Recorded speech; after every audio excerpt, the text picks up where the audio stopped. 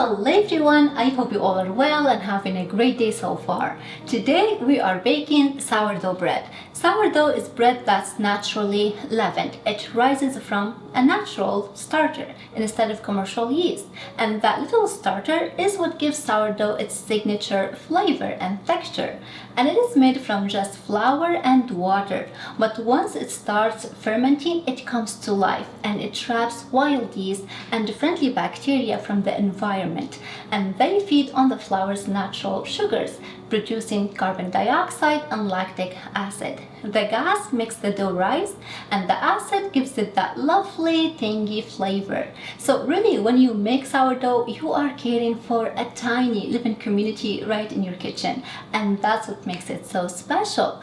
So I'll be honest with you, when I first looked into sourdough, I got completely overwhelmed. Overwhelmed? There's so much information out there and it can feel way more complicated than it actually is. So today I'm going to break it down simply, step by step, so you can feel confident about starting your own sourdough journey and enjoy the process. So before we get started on this video, please be sure to subscribe to my channel down below, hit that thumbs up, and with all of that said, let's get into it. Now, to make sourdough bread, you need a sourdough starter. You can make one from scratch. It is just flour, water, and time. When I tried that a few months ago, it didn't go so well. So I left it thinking maybe sourdough just isn't for me. We live in a small town, so no one here really sells a starter. So I finally checked Amazon and I was shocked that you can actually buy a living sourdough starter online. So I got a 200-year-old San Francisco culture and it came active and bubbly, not powdered or dehydrated. Some people said theirs took a few feeding to wake up, but mine was bubbly and alive from day one. But I still waited a few days to bake my first loaf and it turned out amazing. It has that classic, slightly tangy flavor sourdough is known for. And this starter is super forgiving, great for getting started.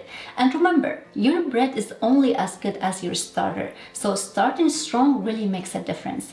So if you'd rather skip the whole starter science experiment and get right into baking, ordering a live starter is such an easy and reliable option. I will make sure to link a couple of my favorites in the description box below.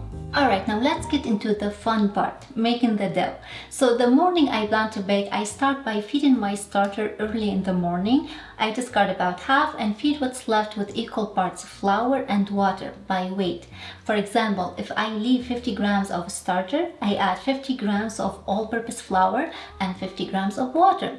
And I do like to use bottled spring or filtered water, nothing treated, because you don't want to slow down or disturb the fermentation process. And this feeding basically refreshes the starter and gives it new food so it stays strong and active.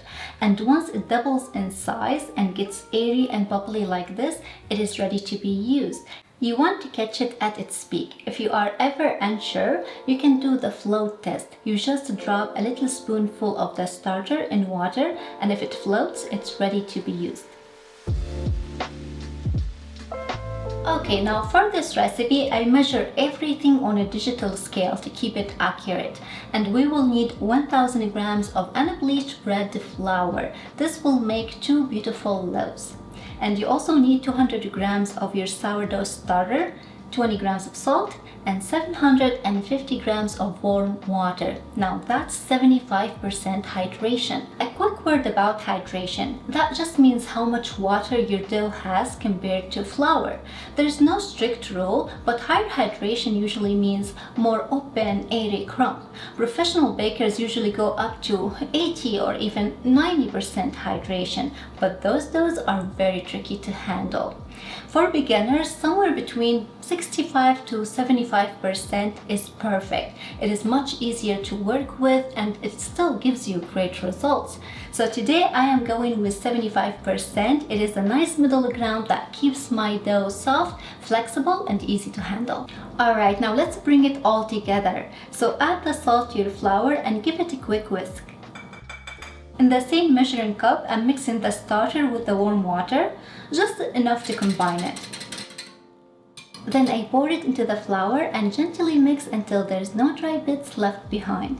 and you can use a wooden spoon for this or your hands, whichever feels more comfortable. Now the dough will look shaggy and rough at this point, but that's exactly how it should look like. Don't panic if it is too sticky. That's actually a good sign.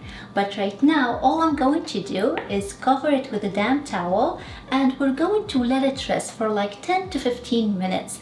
But this quick rest helps the flour fully hydrate and lets the gluten start relaxing. Now after the rest, we will mix for about 10 to 15 minutes.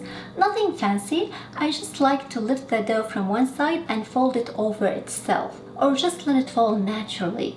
Then rotate the ball and repeat. But this simple motion helps to start building gluten, which gives your dough strength and structure. Think of it as gently waking the dough up, helping it become smooth, stretchy, and cohesive before we move on to the stretch and folds later. Alright, it's been about, I want to say 12 minutes, but once the dough becomes a little more elastic and a little less sticky, at this point I'm going to cover it again with a damp towel, and we're going to let it rest for about an hour. Just let it do its thing. Now after the dough has rested for 1 hour, we will start the stretch and fold process. I like to keep a bowl of water nearby so I can wet my hands. This helps prevent the dough from sticking.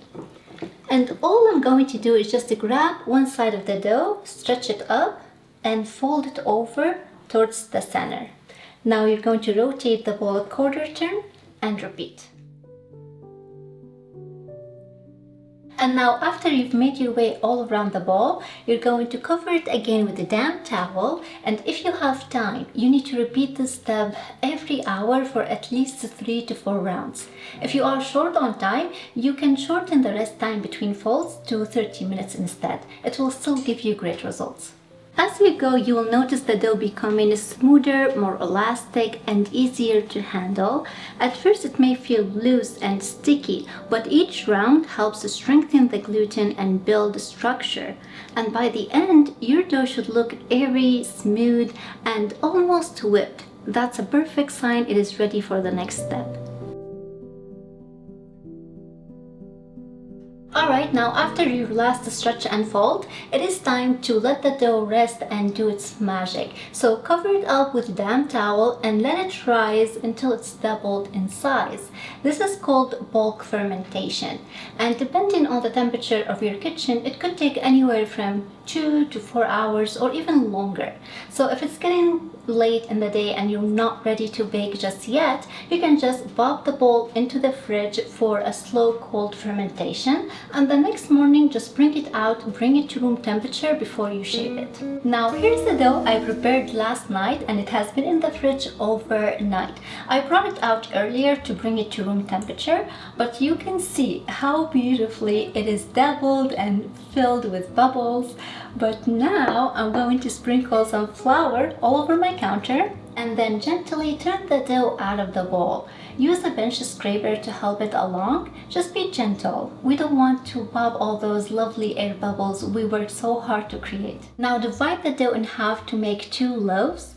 Each piece will be a bit sticky, but that's okay. You can just use your bench scraper to help you shape it into a round ball.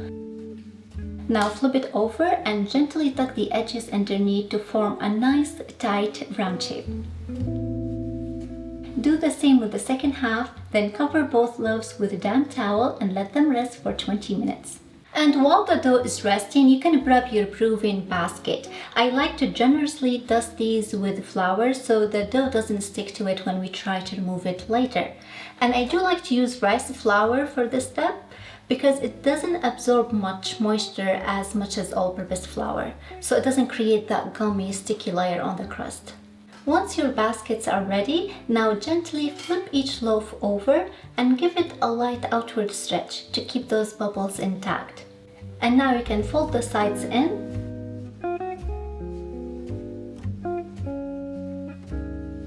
and then roll it up like a jelly roll. And next, you can transfer each loaf seam side up into your prepared baskets. Cover these with a plastic wrap and put them in the fridge for a cold proof. This can take anywhere between 8 to 48 hours. It's really up to you, but the longer it proves, the more complex your flavor will be. Alright guys, so it's clearly the next day. So when you are ready to bake your bread, make sure to preheat your oven to 450 degrees Fahrenheit and place your Dutch oven inside the oven. You really want it to be really nice and hot because that burst of heat is what gives sourdough its beautiful oven spring and crusty exterior. Okay, now that the oven is ready, I'm taking the dough straight out of the fridge. No need to let it warm up. Cold dough is actually easier to score. I flip it gently onto a piece of parchment paper, seam side down. Now let's score the top. So if you want a rustic look, you can dust it lightly with flour, but I feel like mine has enough flour from the basket, so I'm not going to do that. And you can do a simple straight line like this or get creative with a design. It is totally up to you. But scoring isn't just for looks, it actually gives your bread a space to expand beautifully in the oven. Once your Dutch oven is nice and hot, carefully place the loaf inside using the parchment paper to lift it. Now cover it with the lid and bake it for 15 minutes. Then you will take off the lid and bake it for another 15 to 20 minutes until it is that perfect deep golden brown. Alright, now my bread just came out of the oven and just look at it. It is golden, blistered, absolutely stunning. I know it's hard, but try not to cut into it when it's hot. Wait at least 40 minutes, let the crumbs settle in first before you slice into it. Luckily, I have another one that has cooled down, so we can cut into this one. And just listen to this crust.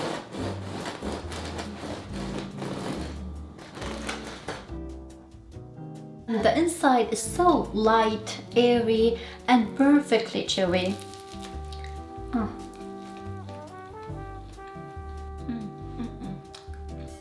And the flavor, wow, it is incredible. Rich, slightly tangy, full of depth. Honestly, just everything you want in a true sourdough bread. Now I know sourdough can seem a bit intimidating, but once you find your rhythm, it becomes something you look forward to, like a little weekend ritual. It slows life down in the best possible way, and you'll never look at store-bought bread the same again. And with Thanksgiving right around the corner, this bread makes an incredible stuffing. It is rich, flavorful, and it has just the right texture to absorb all those delicious herbs and butter. Sourdough bread stuffing, by far, it is my favorite, and it always impresses everyone at the table. And for your starter, you can keep it on your counter and feed it daily if you bake often, or just pop it in the fridge and feed it once a week to keep it active. And just remember to keep your ratio consistent, equal parts starter to flour and water by weight. And with that, my friends, we complete this video. I really hope that you all enjoyed it and found it helpful. If you did, please thumbs it up, consider subscribing. Thank you so much for watching, and I'll see you in the next one. Bye!